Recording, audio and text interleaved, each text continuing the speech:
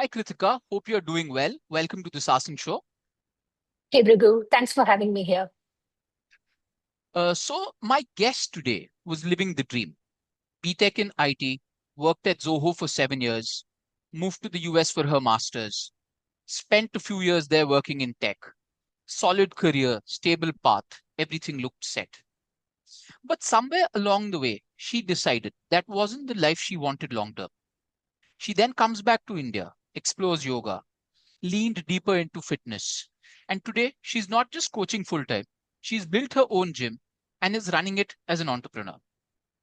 From corporate tech in the US to building a fitness business in India, that's not a small shift. So, Kritika, my question is, when did you first feel that the dream you were living maybe wasn't your dream anymore? Yeah, so I think when I went to the US, I wanted to pursue masters, and because that was an easy part to go to the States. And then I did my masters, and then I was working there, and then I figured out what am I doing here? I'm I'm earning a lot of money, but is it a rewarding thing? Like, is my career rewarding enough? I was asking that question. I think I would call that midlife crisis. So, okay, Kritika, what's the purpose? starting to have a midlife crisis. So what's the purpose of my life? Am I making any impact by working in this organization? Like I understand, like, yeah, tech is great and stuff, but that was something, I think that's not my cup of tea. I wanted to do something in fitness. Even when I was working here in India from 2011, I was always curious about like fitness in general, like sports. I am a triathlete. It's been like 10 years since I did a triathlon, but I would like to call myself a triathlete. So I was exploring different kind of sports, doing things. So even in tech, I was looking up and reading stuff, articles about how to get better in running, cycling, and swimming. So I felt I could contribute in that area as well. So I didn't know where to start or how to even start, but I had that passion in me. I wanted to do something. So that's when I realized, okay, maybe there is uh, hope for me there. I can do something in this field. And that's why I decided to come here to India. And then I thought maybe I should try yoga teacher training. And I did yoga teacher training, but I like doing yoga. Then I realized I don't like teaching or instructing yoga. That I realized uh, once I finished my yoga teacher training. And I started lifting weights since COVID. And I never looked back since then. So I realized the benefits of strength training and what it does to your body. And in India, specifically, women doesn't go to the weight room, right? Most of the women are being told to do cardio, or do elliptical cycle, do treadmill runs, and maybe lift weights, but don't go over 5 kgs or 3 kgs and do multiple reps. I've figured out there are so many myths around fitness, especially for women. So I wanted to change that perspective. And that's why I wanted to start like a strength training gym for women, like a women centric gym. Yeah. You've spoken about a lot of things. We will slowly get into each one of these multiple things that you've Sure. spoken about. Yeah. First, let's start with the word that you use, and it's a word that I really like called passion. Kritika, I genuinely believe it's very easy to talk about passion. Very, very easy. But it is not so easy to walk away from a high paying corporate job to start a gym. That's not romantic. How tough was that decision? Did it take a lot of courage? And were there a few things that made it easier? Did you have funding from somebody? If you could kind of talk about that phase, I think it'll be Mhm. very, very helpful. Yeah. Uh, so I was working in US from 2020 to 2023. I came to India in 2023 for a vacation. And then while I was in India, I was laid off from my job and I was stuck here for a few months. And luckily, I had my B1, B2 visa to go back. I had 6 months' time in the US to find another job. I tried for 1 month, but then I realized maybe this is the time that I can shift careers because instead of just going looking for another tech job, maybe I can build career around fitness. But I couldn't do that in the US because I can only work in the STEM degree, STEM related work. So when I was in India during my vacation, I thought like this is like people always go to the US and say that's a dream, but when I lived there, I didn't feel like that wasn't my dream, like living in the US, because it was different. I was living a great life. I wouldn't disagree. Uh, but I want to come back here, and then try something, because if I don't try it now, I won't be able to do it later in my life, because this is the prime time for me to do it. That one I realized. So that maybe take the risk now, move back to India, because like moving to a different country and starting something from scratch is not something new to me. So it wasn't very frightening for me to come back to India, because it's hometown. Like, why would I be scared to come back to India, right? So I went to US, to a foreign land, but coming back to India wasn't a hard decision for me, and I was happy that I took the decision. I am happy that I made the decision to come back, and so I took a break after I came here. So I did my yoga teacher training, and then I interned at Simple Strong. That's where I started my career in fitness, because I knew I like sports. I wanted to try different things, but I didn't knew whether I like coaching. Like how I realized I am not a yoga teacher, yoga instructor. I wanted to try at some place and see if I like coaching actually, because anyone can be a great athlete, but not everyone can be a coach. First, I wanted to see if I like being a coach, because I don't want to do something that I have to go and just fake it, right? Just to earn some money. I want to really like what I'm doing. So I was clear on that. And I like coaching when I interned at Simple Strong. And then I worked with them for a few months. And again, I had to go back to tech for financial reasons, because I needed money at that time. So I had to quit Simple Strong, and then I went back to tech.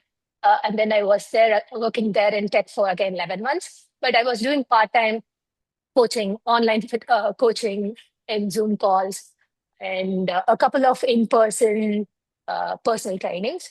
But then still in my mind, I always had this feeling that I have to do this full time, because it's not scalable. If you do it half-heartedly, half time, you cannot uh, uh, like you have to like I wanted to scale it, but I was waiting for the right time. And then last year, June, I decided, okay, if I keep waiting for the right time, I won't uh, find the time. So maybe this is the time I should quit and then pursue my dream. And also in 2024, uh, June, I met Prashanti, the founder and owner of Ladies Club. I think that was one of the best thing that happened in my life, because one day after meeting her, even I realized, okay, this dream is something that is achievable. I can start something on my own. Because at this point in my time, if I go and work at different places, I won't be able to do it. I won't be able to sustain it, because I won't be able to make enough money out of it. So I wanted to start something on my own. And it was the best thing. And then I met Prashanti and met so many other women coaches through Ladies Club. And there is another person called Rini, who is the owner of Fit Life 360 Gym, who also started a gym last year. And that gave me hope. Okay, people like me are starting something on their own, and I can also do it. That gave me a real hope. And for funding, I worked in US for 3 years. Before that, I worked here in India. So I had a lot of savings. And I do spend on stuff like getting a road bike and all those things. But still, apart from that, I like most of my money went into savings. So, but here still, when I was about to open the gym, I was looking to either take a loan or use from my savings. But when I went through the loan process, it was a lot of steps, a lot of documentation, a lot of delays. The process was so difficult, you decided I'll put my own money, Yeah, basically. Yeah, and then like it's a lot of headache, right? So I didn't want to go through all the steps. So I thought maybe just I'll use my money and I use the savings. And people spend a lot of money on weddings. Like my mindset was like, okay, people spend lakhs and crores on weddings. Why won't I put my savings on my dream and passion that I have? So it didn't scare me. Even uh, I had the fear like, what if I fail? What if it don't work? I had all those questions, but still, I made sure even if I fail, I have uh, money to fall back on. I have some savings to fall back on. And let's say, like even when I started this gym in November, I had zero in-person clients. I had some three, four online clients, one personal training client, but zero clients when I started. So I was thinking, I was asking myself questions like, will I be able to run the gym, the operational costs, my house expenses? I have two dogs, those expenses, food. And also, I'm used to a certain type of lifestyle. Like, will I be able to afford that lifestyle? I was asking all those questions. And I was preparing for all the things so that I don't fail. So that helped me to be, yeah. I hope that answered the question. So, so my takeaway from what you've said is if you have a dream, okay, and you want to start something of your own, a very sensible way of doing it is make sure that you're saving money every month. That can become your initial or part of your initial capital. Second, you can do it on the side for some time, like how you were doing it. You were working full time. At the same time, you had a few clients on the side. I think Yeah, that shows incredible work ethic, first of all. Working a full time job at the same time, finding time to do this, I think that shows tremendous, tremendous work ethic. So, honestly, hats off to you. Now, you spoke of two things, and if you don't mind, I'd like to get a little deeper into that. sure. What were some of the takeaways and lessons from working with Simple Strong? And that's where both of us have met. I've been training with Simple Strong from I think when they started. It's been such a long time. I don't even remember how long now. And what were some of your takeaways from training with Prashanti? And for those of you listening, Prashanti is an absolute badass. She's been in the podcast. You can check that episode out as well. If you don't mind, can we get into some of the things that, how have Simple Strong and Prashanti kind of influenced your coaching philosophy? I would like to get in. Sure. So, like when I started interning at Simple Strong, I've learned how to execute the programs because Simple Strong has set of programs that they have that they follow, and then they like do it. So from Simple Strong, I understood okay, like how to execute and why they are doing this kind of a program, right? Let's say if I cross five and or a business training or uh, there are so many programs that on top of mine I cannot remember, but I was able to understand why they are doing that and what sense that does it make and all those things. And execution part, I didn't have any experience coaching people. So that was the main takeaway from Simple Strong for me. Like, okay, how do I approach the clients? How do I tell them? How do I cue the clients when they are doing a squat or doing a hinge movement or a push up or a pull up? Like, how do I do that? So that like Simple Strong and the coaches at Simple Strong really helped me to learn that part. And I also worked with the kids classes for a while. And that was a really challenging and fun thing for me. And I really loved that 3 months when I was working with the kids program. And so with Prashanti, I met a few other people as well. I also have to mention Scientific Samya. His name is Karthik. So he also coaches other coaches, teaches other coaches who want to be a coach, and then he has his own syllabus and do it. So from Prashanti and Karthik, I learned okay how like the programming part of it, like how to see, like how to program, like even when I did a 4 month internship or like I don't know whether to call it an internship. I learned from Karthik. I went to Tambaram to his gym, Madras Barbell, and then I learned everything like from basics, like a human anatomy, like physics and everything. So it helped me to think how like I can program for my clients. So that helped a lot for me.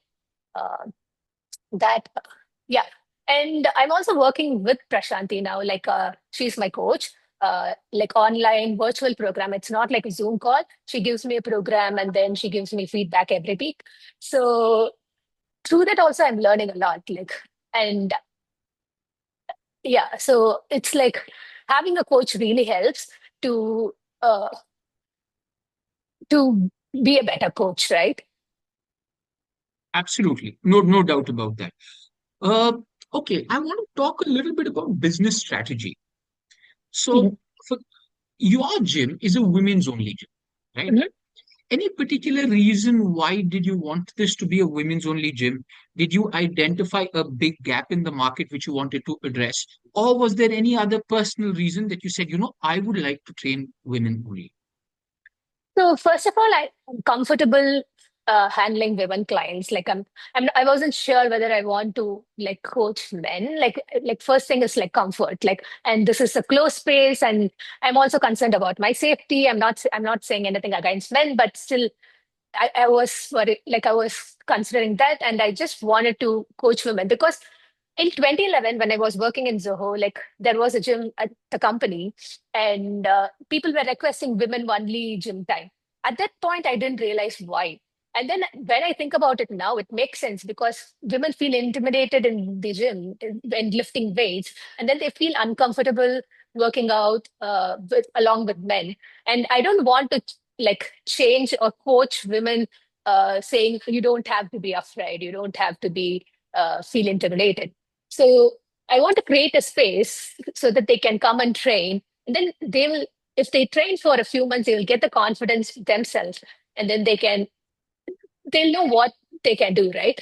And also, other thing, I trained at ladies club, and the culture at ladies club was different, like was very nice when women just come, like 12, 14 women lived in the same place. That itself is a different thing, and I was influenced by that, to be honest. Like ladies club was the vision that I wanted to build on. So, and then when I started this place, so many people who approached me said, oh, it's great that you are only doing this for women. We were looking for a women only space for so long, and we are so glad you're. This is just a women only space. I get, like, out of all the inquiries, like mostly 60 to 70% of the people like said they were looking for a women only space. So there is a market for just like they are looking for a women coach, women only strength training space. So I think uh, there should be more spaces like this even everywhere. Like I got requests from Velacheri, Medavakkam, all those things. Do you have a branch here? Do you have a branch here? So I think a lot of women coaches who want to do this should start something on their own for women clients. Yeah, makes a lot of sense. I completely agree with what you're saying here. So, want to understand your coaching philosophy. So, let us assume somebody walks into your space. Okay, so Mhm. do you make them do a lot of? Do you start with a lot of body weight work? Do you make them do a lot of cardio? How do you kind of start people off who've just walked into your space? Sure. When they come, they will ask for a trial class, and so they won't come in a separate timing. Whenever there is a group class, they'll come and join the trial class, and then I'll ask them to do whatever program we are following that day. I won't ask them to do separate movement. So there is day one, day two, and day three. So I'll ask them to do the movement if. And based on their fitness level, let's say if they're absolute beginner, I won't ask them to do a 20 kg squat. I'll first ask them to do a bodyweight squat and then see their form and if they are able to do it nicely.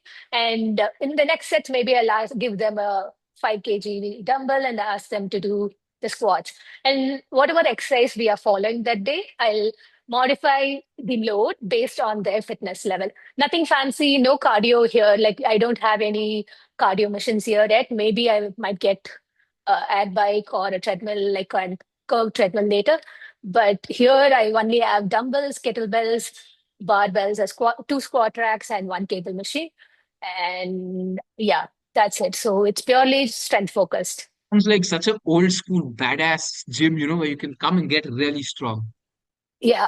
And also I have some plyos, like I have boxes, and I focus on jumps and then crawls, which I uh like Uh, when I was in Simple Strong, they include crawlings, animal crawlings. So I still do that here. Like I like crawling. So I wanted my clients also to experience that. And jumping is also one good thing that everyone should be doing.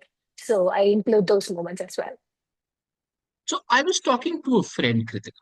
I was telling my best friend, her name is Anki, that I'm going to be speaking to Kritika. I was talking to her about this podcast, and she has a question for you. Hmm. So she's saying her mom is 65.